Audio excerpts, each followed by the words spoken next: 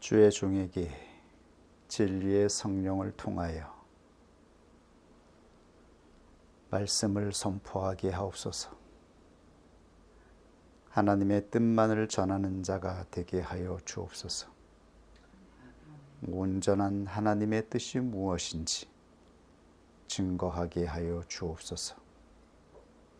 우리가 하나님의 뜻을 온전히 알게 될 때에 우리의 영혼은 진정 자유하게 될 것을 믿습니다. 예수 그리스도의 이름으로 기도드립니다. 아멘.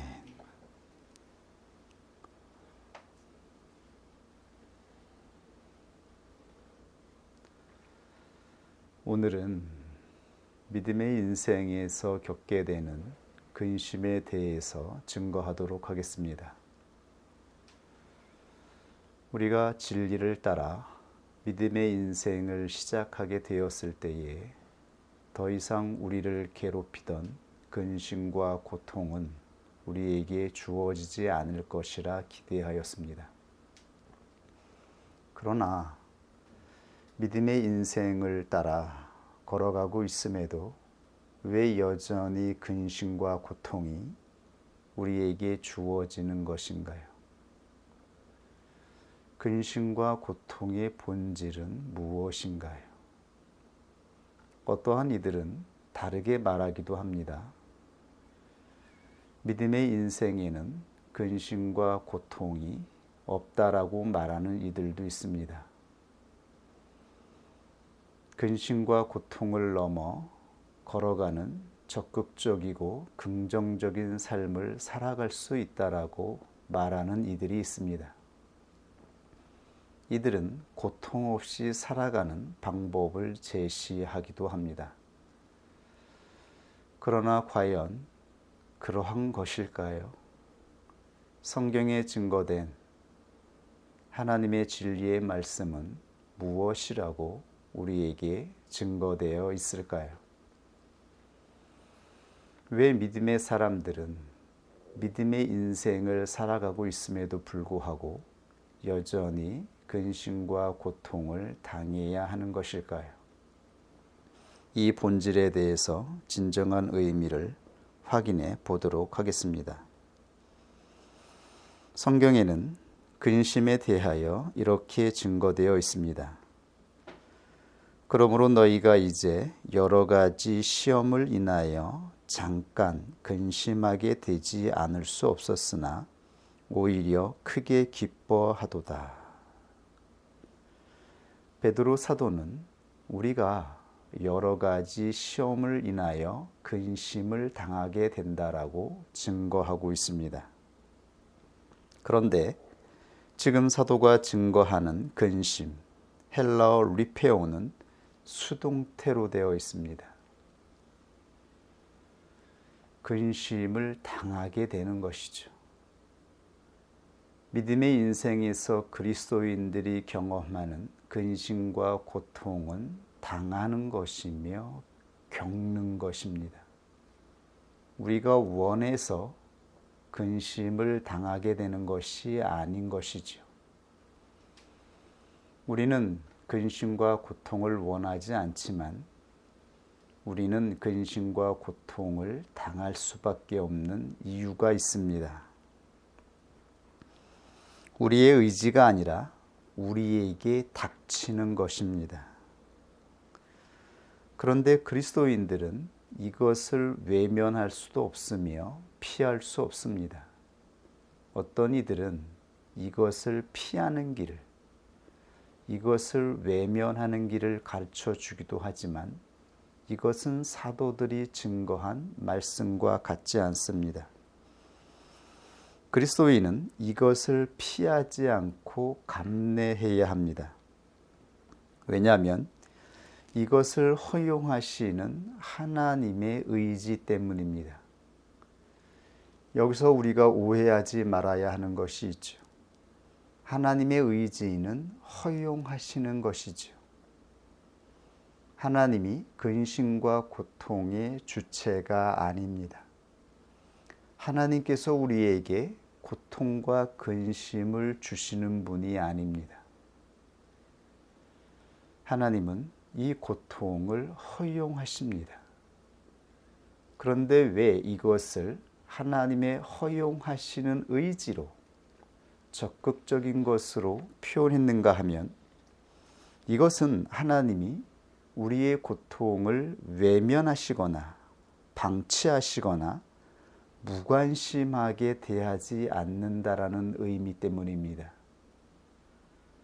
그러므로 하나님은 허용하시되 하나님의 의지를 갖고 허용하십니다. 우리 홀로 이 근심과 고통을 겪게 되는 것이 아니죠. 하나님은 우리에게 고통을 적극적으로 주시는 분이 아닙니다.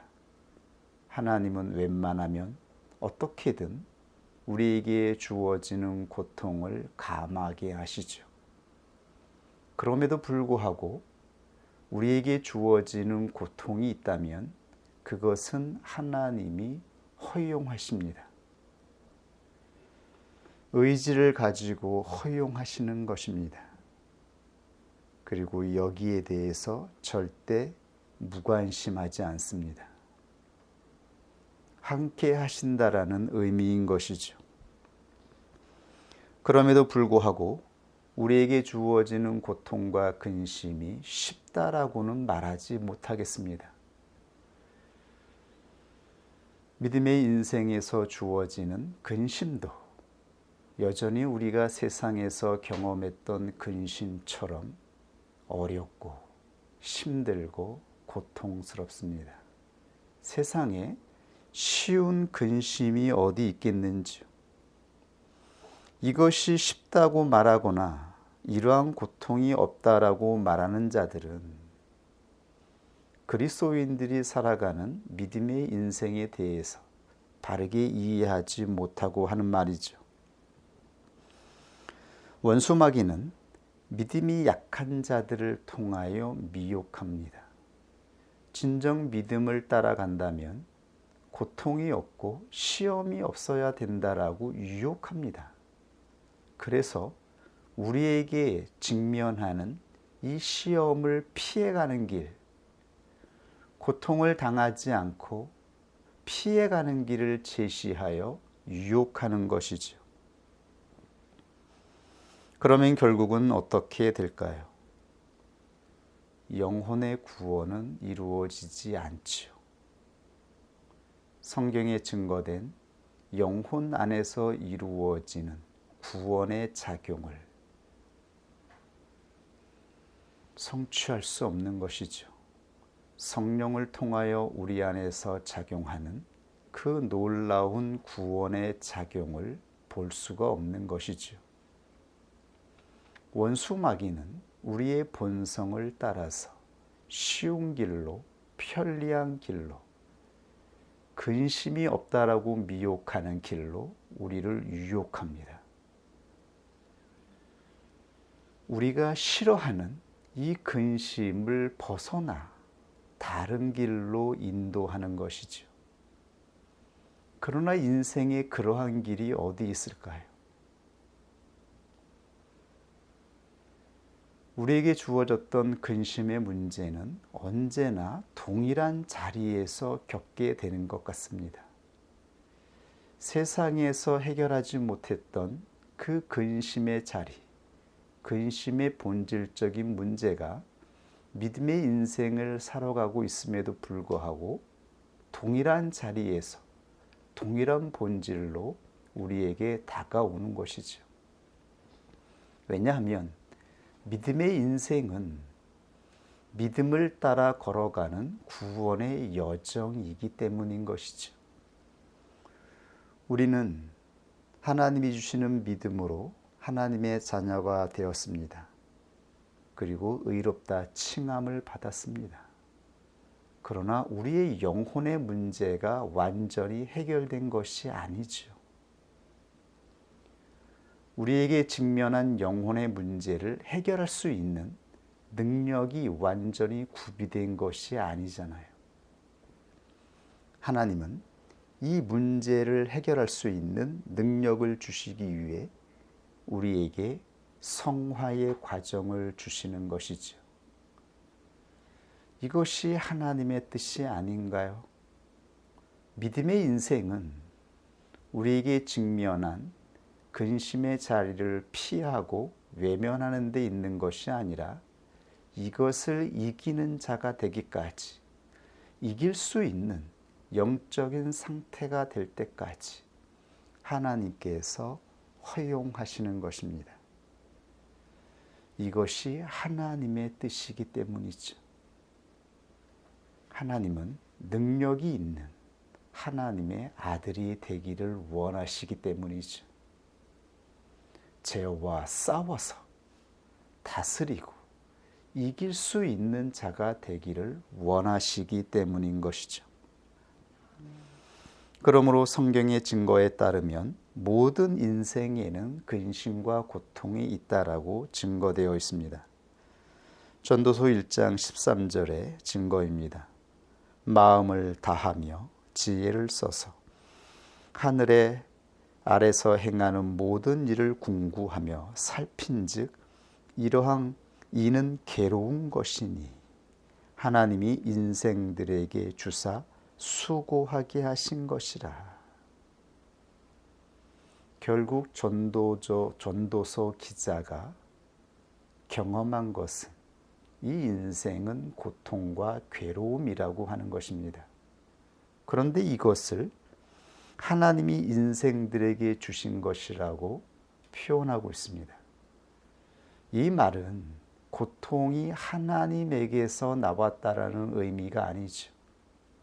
고통은 타락한 인간의 본성에서 나왔습니다. 타락한 인생에서 나오는 것이죠. 고통은 선이 아닙니다. 좋은 것이 아니에요. 그러나 하나님이 허용하신다는 것이죠. 세상 사람들은 당연히 이 고통을 겪어야 되겠지만 믿음의 인생에도 이것을 허용하시는 하나님의 의지가 있다라고 하는 것이죠.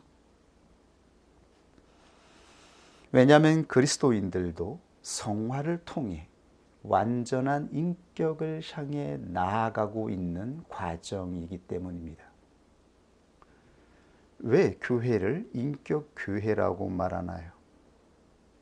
인격교회라고 말하는 것은 완전한 인격이라고 말하는 것이 아니죠. 완전하신 예수 그리스도의 몸된 지체가 되기 위해 그 소망을 가지고 나아가는 교회라는 의미이죠. 믿음을 가지고 인격교회의 관계성을 회피하지 않는다라는 의미이죠. 관계성 없이 형식적으로, 행위로, 외적으로 살아가는 것은 진정한 교회의 모습이 아니라는 의미입니다. 교회는 반드시 예수 그리스도의 몸된 인격교회로 세워져야 합니다. 이것이 하나님의 뜻입니다.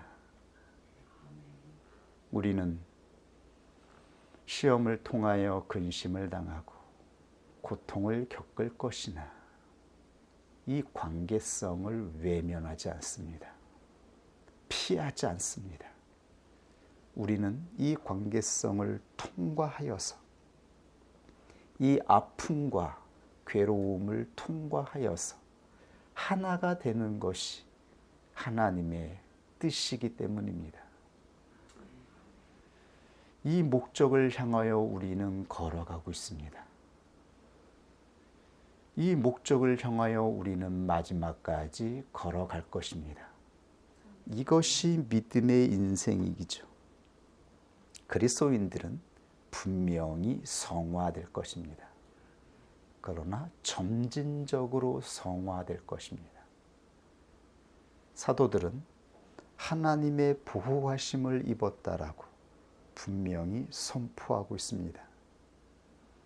하나님의 능력으로 보호하심을 입은 교회가 마지막까지 믿음의 인생을 통과하여 인격교회로 성취될 것을 믿습니다. 그러나 원수 마귀는 어떻게든 이러한 시험을 외면하거나 피할 수 있는 길을 제시해요. 우리도 피할 수 있어요. 외면할 수 있어요. 그러나 우리는 피하지 않습니다. 외면하지 않습니다. 하나님이 허용하셨다면 거기에는 하나님의 의지가 있기 때문입니다. 하나님의 의지가 있다면 하나님의 의지는 우리가 걸어가는 이 인생을 분명히 함께 하시고 지키시겠다라고 하는 분명한 약속이 있기 때문입니다. 그러나 원수 마귀는 이 길을 피하는 길을 제시하고 그 결과를 책임지지 않죠. 그 결과가 무엇인가요? 모든 관계성이 끊어지는 것이죠. 그리고 혼자 고독하게 살아가는 것이죠. 혼자 무관심하게 혼자 사는 것이죠. 허망하게 인생의 마지막을 끝내는 것입니다. 소망 없이 인생의 마지막을 홀로 마감하는 것이죠. 이 세상에 성공했다라고 하는 사람들을 보십시오. 세상의 이름을 날린 비틀즈나 엘비스 프레슬리나 마이클 잭슨이나 이 세상의 모든 것을 얻은 것처럼 모든 이름을 얻은 것처럼 살아갔지만 그들은 홀로 무관심 속에서 쓸쓸하게 약물에 중독되어 비참하게 인생을 마감했습니다. 얼마나 쓸쓸하고 고독했는지요. 하나님 없이 살아간 철인들은 어떠한가요? 니체의 삶을 보십시오. 니체는 종교개혁이 일어났던 근방에서 태어났어요. 부모님은 루터교 목사님이셨어요. 목회자의 가정에서 태어났으나 니체는 하나님 없는 인생을 선택하였습니다. 그리고 그는 인간이 살아가는 하나님 없이 살아가는 시대를 선포하였어요. 신은 죽었다라고 말하였는데 그 의미는 인간이 신을 만들어냈으며 결국 인간이 신을 죽였다라는 의미예요. 신 없이 인간이 스스로 살아가는 인생을 선포하였어요. 그러한 시대를 선포하였습니다. 서구 사회는 이제 하나님 없는 인생을 시작하였어요. 그때 니체의 인생의 말년이 어떠하였나요? 그는 정신병동에 들어가서 10년을 생활하며 처참하게 괴롭게 약물에 의지하여 살다가 죽어갔습니다. 하나님 없이 살아가는 인생의 말년이 어떠한지, 그 인생의 본질이 어떠한지를 보여주었죠. 이 시대에 살아가는 모든 사람들의 인생을 보십시오. 하나님 없이 살아가는 인생에 어떠한 친밀하고 관계성 있는 교제나 연합을 기대할 수 있나요? 다 자기 중심성으로 자기가 인생의 주인이 되어 자기가 원하는 길을 선택하죠. 그때 그들은 허망하게 무관심하게 홀로 인생의 마지막을 맞이하게 됩니다. 우리에게 주신 인생의 마지막은 이러한 결과가 아니잖아요. 우리에게 주신 소망이 무엇인가요? 우리는 우리에게 당하는 시험을 외면하거나 회피하지 않습니다. 성령께서 이것을 회피하는 길을 제시하지 않기 때문이죠. 이겨낼 수 있도록, 이 시험을 다스릴 수 있도록 우리와 함께 하시고 도우십니다. 우리에게는 소망이 있습니다. 우리의 마지막 날뿐만 아니라 영원에까지 이르는 소망이 있습니다.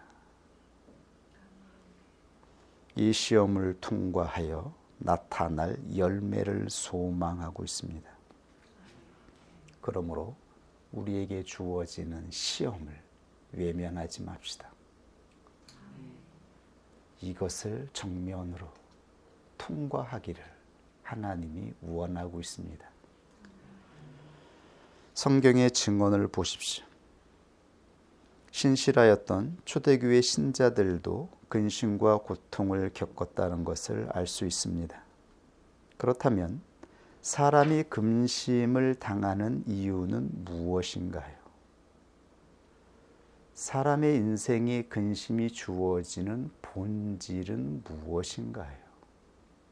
고통은 어디에서 오는 것인가요?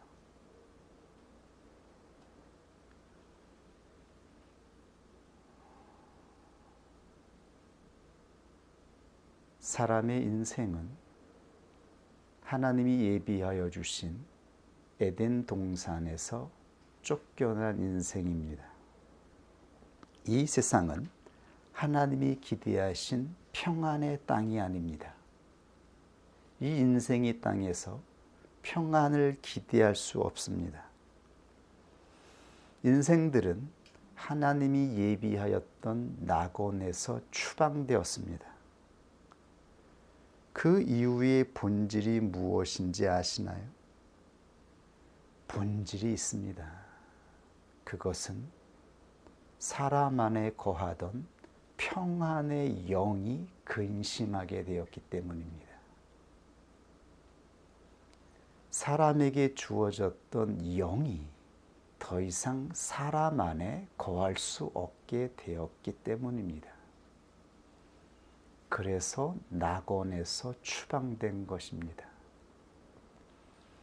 모든 평안의 본질은 영에 있습니다. 영이 떠나면 인생은 육체입니다. 육체로 사는 것이라고 성경에 증거되어 있습니다. 우리 안에 영이 떠나면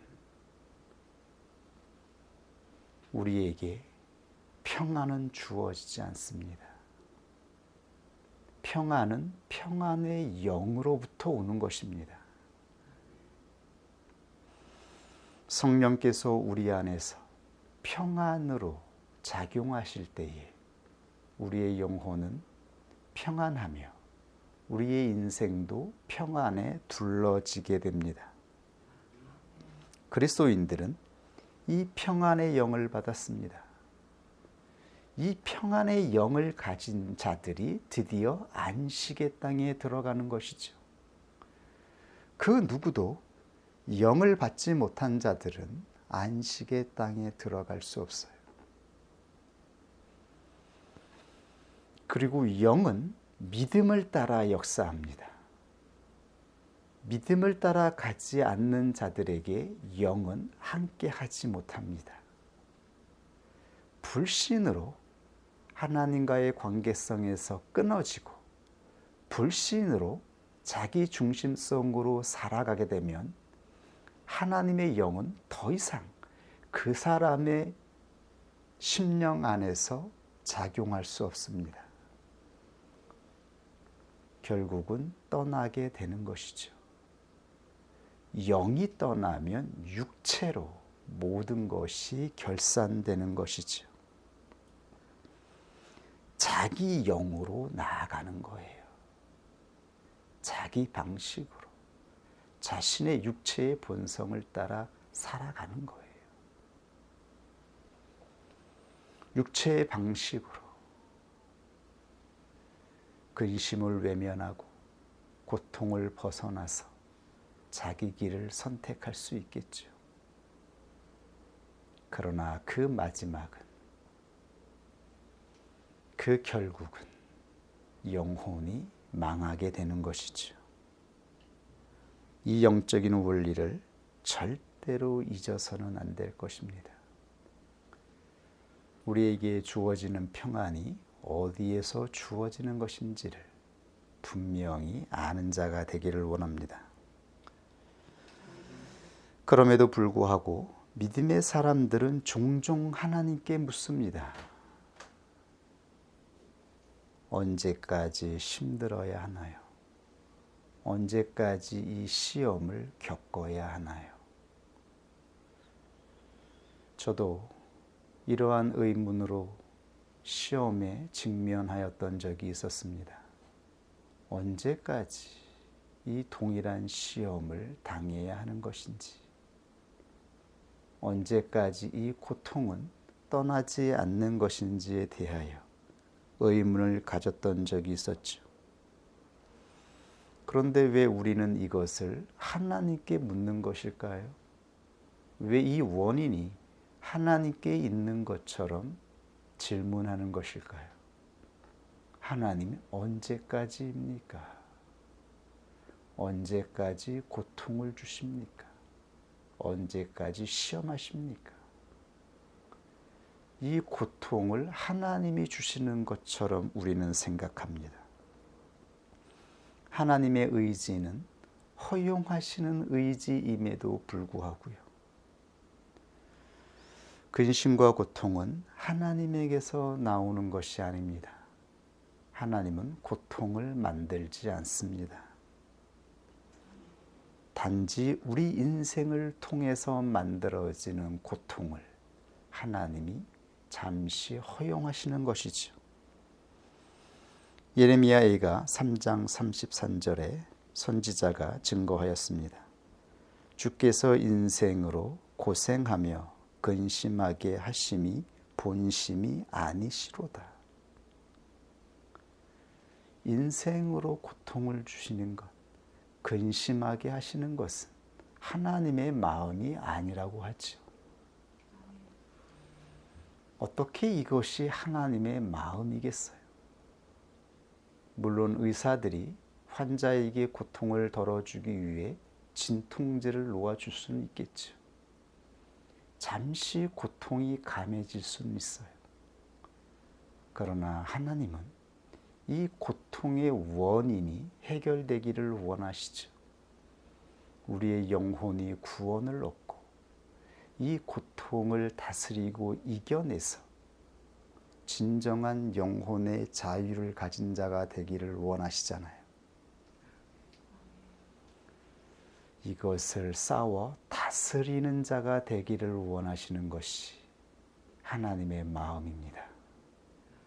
진통제를 맞고 또 맞아서 자기 정신이 아닌 채로 잠들어 있는 것, 잠들게 하는 것이 하나님의 마음일까요? 그러한 믿음의 인생이 무슨 의미가 있을까요? 아무런 뜻도 사고도 싸움도 없이 잠들어 있는 인생, 이런 인생을 하나님은 목적하지 않는 것이죠. 사람이 직면하여 느끼는 고통의 본질은 영혼 안에서 이루어집니다. 물론 육체의 질병이나 삶의 재정적인 환경으로 고통을 느낄 수도 있겠죠. 그러나 고통의 본질은 영혼 안에서 이루어지는 것입니다. 우리의 자유의지가 충돌하고 우리의 이해력의 기능이 순기능으로 작용하지 못하고 충돌할 때에, 억압을 느낄 때에, 수치를 느낄 때에 가장 큰 고통이 느껴지는 것이죠. 영혼 안에서 이루어져요. 우리의 고통의 본질을 바르게 이해하고 이것을 허용하시는 하나님의 뜻을 알게 되어지면 우리는 이 고통을 받아들여 싸우는 의지가 생길 거라고 믿습니다. 그때 우리의 짐은 가벼워지죠. 고통은 10분의 1로 줄어들어요. 그리고 이것을 통과할 수 있는 능력이 입혀집니다. 성령께서 이러한 길로 우리를 인도하세요. 조명하여 주시고 이 과정을 통과할 수 있도록 우리를 인도하여 주시지요. 살아있는 성령의 작용을 경험하게 되지요. 알지 못하여 저항하고 거부하였던 그 진실을 보게 돼요. 하나님이 보시는 것을 보게 되고 원수 마귀가 건들고 있는, 붙잡고 있는 본질이 무엇인지도 볼 수 있게 되어질 때에 우리는 진정 능력 있는 영혼이 되어 싸울 수 있게 되지요. 그러면 고통은 우리에게서 사라지고 우리는 영적으로 충만한 상태가 돼요. 넉넉하게 이 시험을 이길 줄 믿습니다. 그렇다면 하나님은 왜 믿음을 따라가는 자에게 이러한 근심과 고통을 허용하실까요?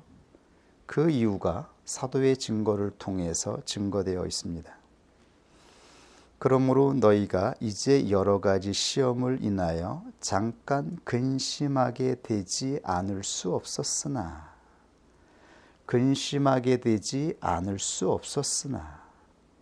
여기에 사용된 헬러 동사 데이는 영어식으로 말하면 it must be 또는 if need be 이라는 의미예요.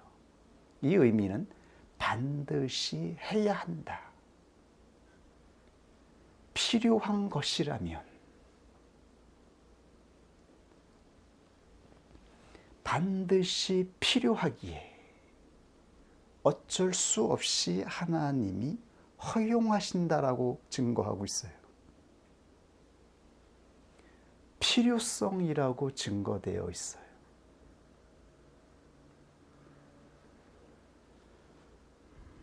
반드시 해야 합니다. 반드시 필요한 것입니다. 믿음의 사람들에게 주어지는 시험은 불가피성이라고 증거되어 있어요. 필요는 다른 말로 하면 부족입니다. 하나님이 우리에게 근심을 허용하시는 것은 바로 부족함을 채우기 위한 것이었습니다. 부족함. 이 부족을 채우기 위한 필요성이었어요. 불가피하다라고 말해요. 이것이 그리스도인들이 당하는 시련의 본질입니다. 우리는 온전해지기 위해 근심하고 완전해지기 위해 시련을 당합니다. 하나님이 기대하시는 온전과 완전함이 아니라면 우리는 이 시험을 굳이 통과할 이유가 없습니다. 다른 사람들처럼 피할 수 있습니다. 외면할 수 있어요. 그러나 하나님은 우리가 완전한 교회가 되기를 원하셔요. 현재 우리는 불완전하며 부족하며 너무나 많은 필요한 것들이 있어요. 참으로 역설적이지요. 사람들은 인격 교회가 완전하기를 원하지만 인격 교회는 완전하기 때문에 믿음의 인생을 걸어가는 것이 아니죠.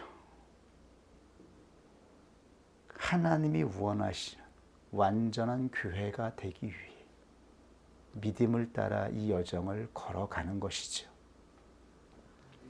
그리고 이 시험을 감내하는 것이죠. 이 근심을 겪는 것이죠. 외면하지 않는 것이죠. 피하지 않는 것이죠.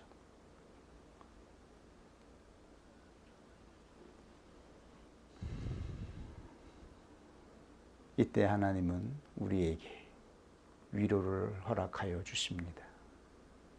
성령을 통하여 함께하여 주십니다. 하나님의 능력으로 입혀주시는 보호함이 있습니다. 너무나 놀라운 영적인 은총이 있습니다. 우리는 이것을 경험하고 맛보았기에, 그리고 우리의 현재에서, 우리의 영혼 안에서 이 놀라운 작용을 맛보고 있기에 이 시험을 이겨내는 것이지요. 그래서 사도는 이때의 시험이 여러 가지 시험이며 잠깐의 시험이라고 증거하였어요.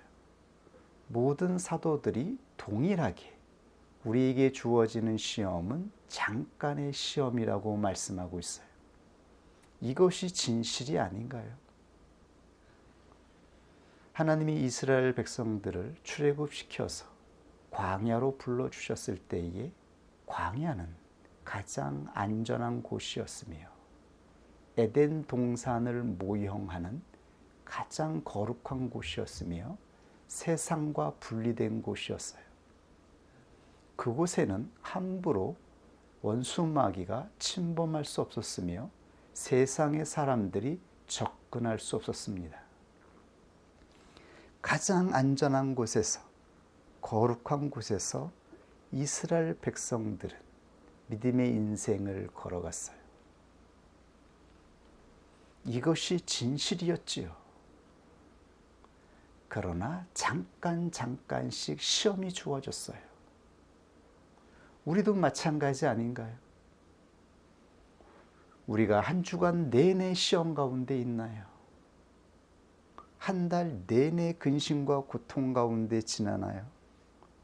누구보다 자유롭게 하나님이 주시는 보호하심을 따라 나그네처럼 그 어느 때보다 평안하게 삶을 살아가고 있지 않은가요?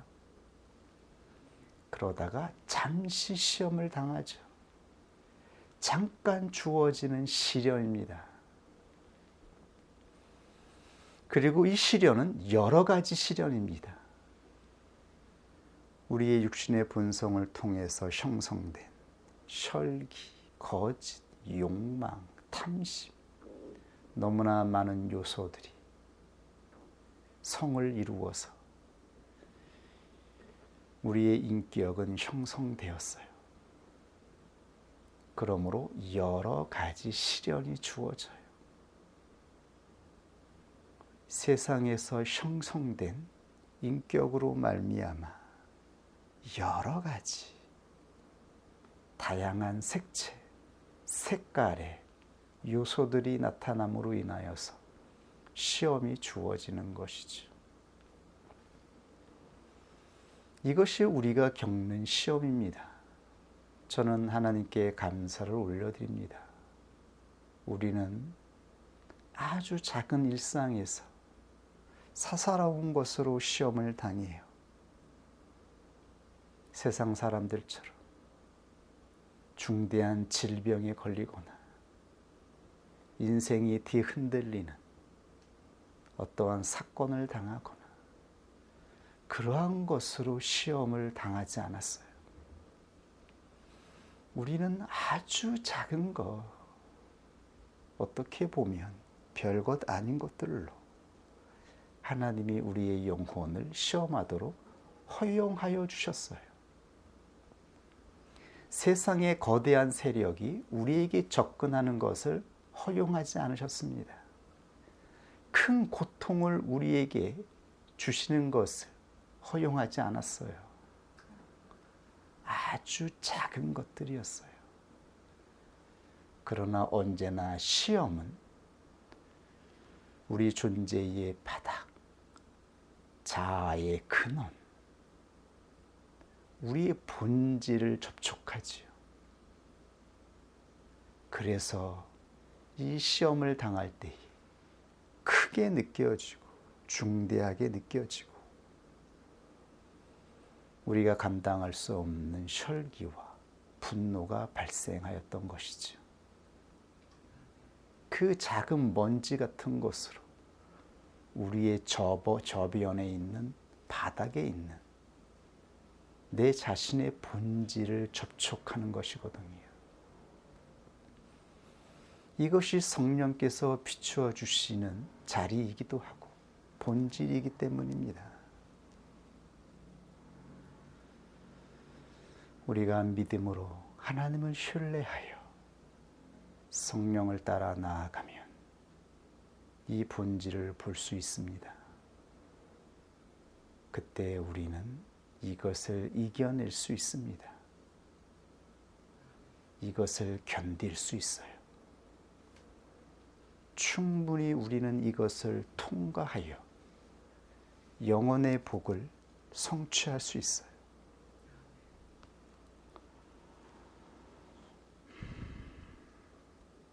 그러나 이때 이 시험을 이기지 못하면 어떻게 될까요? 영혼이 파괴됩니다. 그 결과가 실로 엄청나죠.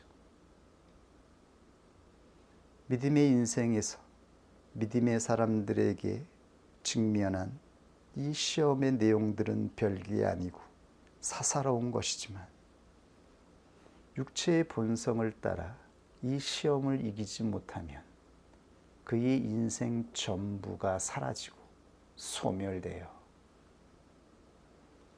모든 믿음의 과정, 인내의 여정들이 사라집니다. 날아가 버립니다.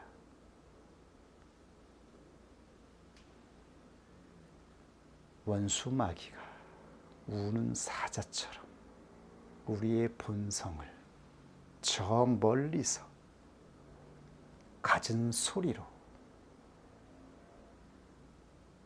영이기 때문에 영으로 접촉하는 것이죠. 우리의 자아의 그 근원, 그 본성을 접촉하여 우리의 영혼이 파괴되게 만드는 것이죠. 사도는 이 시험이 잠깐 이루어지는 근심이라고 말씀하였어요. 잠시 있다가 지나갑니다. 우리가 믿음으로 견디어내면 우리의 영혼은 파괴되지 않습니다. 순식간에 이 시험이 지나가요. 우리의 영혼은 평안 가운데 있으며 안전해져요.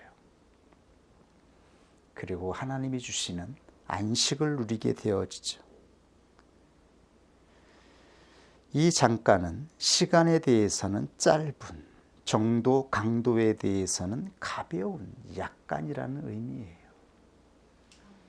이것이 하나님이 허용하시는 정도입니다. 하나님이 허용하시는 시간입니다. 이것이 하나님이 허용하시는 가장 작은 것들, 하나님의 인격이신 것이죠.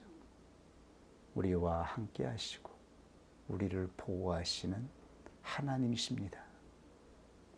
이 하나님을 신뢰하여 이 시험을 이기는 자가 되어야 하는 것이죠. 이것이 진실입니다. 우리는 지금 세상의 노예로 살고 있지 않습니다. 세상 사람들이 살아가는 것처럼 육체의 본성을 따라 지배를 받지 않습니다. 더 이상 세상은 우리를 주관하지 못합니다. 우리의 영혼을 함부로 주관하지 못하죠. 우리는 자유로운 자들입니다. 자유한 자들입니다. 우리는 믿음을 따라 하나님 앞에 나아가는 자들임을 명심할 수 있기를 원합니다. 그러므로 시험을 당하는 그리스도인들에 대하여 사도는 이렇게 증거하였습니다. 베드로전서 4장 12절 이하 사랑하는 자들아 너희를 시련하려고 오는 불시험을 그럼에도 불구하고 이거는 불시험이죠. 우리의 자아를 태워버려요. 잠깐이고 사사롭지만 언제나 우리의 자아에서 발생하는 이 악한 본질을 불태워버립니다. 이 불시험을 이상한 일 당하는 것 같이 이상히 여기지 말고 오직 너희가 그리스도의 고난에 참여하는 것으로 즐거워하라. 그리스도의 고난에 참여한다. 우리가 믿음으로 이 시험을 이겨낸다면 그는 그리스도를 따라가는 것입니다. 오직 믿음을 따라 시험을 이겨낸다면 그는 그리스도가 걸어가신 길을 따라가는 자로 인쳐질 것입니다. 그러나 믿음을 따라 통과하지 않는다면 그것은 육체의 고통일 뿐인 것이죠.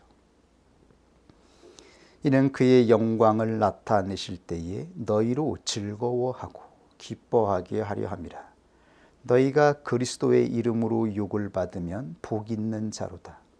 영광의 영 곧 하나님의 영이 너희 위에 계심이라. 영이 있습니다. 살아계신 하나님의 영이 우리와 함께 계십니다. 너희 중에 누구든지 살인이나 도둑질이나 악행이나 남의 일을 간섭하는 자로 고난을 받지 말려니와 만일 그리스도인으로 고난을 받은즉 즉 믿음을 따라 믿음으로 시련을 통과하는 것이라면 믿음으로 고통을 인내하는 것이라면 부끄러워 말고 우리는 수치스럽지 않아요. 우리는 부끄럽지 않아요. 하나님의 믿음으로 온전한 인격 교회를 향하여 소망을 가지고 인내하고 있어요. 구원의 성취를 위해 내 영혼 안에서 영적인 출애굽을 하기 전부터 발생하였던 이 내 영혼의 문제, 인생의 짐이었던 내 영혼의 문제가 이 믿음의 인생을 통하여 해결되고 극복되고 성취되기를 원하는 하나님의 뜻을 따라 나아가는 것이죠. 그러므로 부끄러워 말고 도리어 그 이름으로 하나님께 영광을 돌리라. 이것이 초대 교회들이 걸어갔던 믿음의 인생이었습니다. 사도들은 이 믿음의 여정을 안내하였습니다. 그리스도인들에게 시련을 피하는 길을 제시하지 않았습니다. 시험을 외면하여 편한 길로 가는 길을 제시하지 않았습니다. 도리어 이 시험을 당할 때에 우리는 믿음으로 우리의 믿음을 측량하는 것입니다. 우리의 믿음이 얼마나 굳건한지, 얼마나 온전한 믿음으로 나아가고 있는지를 측량하는 것이지요. 그러므로 사도는 계속해서 하나님의 뜻대로 고난을 받는 자들은 또한 선을 행하는 가운데 그 영혼을 미쁘신 조물주께 부탁하라. 이렇게 증거하였습니다. 우리 영혼 안에서 작용하는 근심과 고통이 있습니다. 이때 우리는 하나님께 우리의 영혼을 의탁해야 합니다. 그러면 하나님은 우리의 부족함을 채우실 것입니다. 하나님은 필요를 따라 우리에게 시험을 허용하십니다.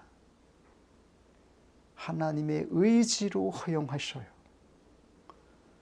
하나님께서 의지로 허용하신다라고 하는 것은 무관심하거나 방치한다는 의미가 아니죠. 성령을 통하여 함께하고 계셔요. 성령의 능력으로 보호하고 계세요. 믿음으로 이기지 못할 것이 없다라고 말씀하였어요. 능치 못할 것이 없다라고 말씀하였어요. 하나님을 신뢰하여 나아간다면 그는 영혼의 구원을 보게 될 것입니다. 믿음의 인생은 하나님의 주권 안에서 지배되고 있습니다. 그러면 이 믿음의 여정을 통과한 후에 나타날 열매가 있습니다. 그러므로 그리스도인들은 믿음의 인생을 걸어가며 겸손해야 된다라고 말씀하고 있어요. 베드로전서 5장 5절 이하의 말씀입니다. 젊은 자들아 이와 같이 장로들에게 순복하고 다 서로 겸손으로 허리를 동이라. 여기서 겸손은 마음을 낮추는 것, 마음을 낮추라는 거예요. 자기의 의지로 높이지 말라라고 하는 것이죠. 허리를 동이라.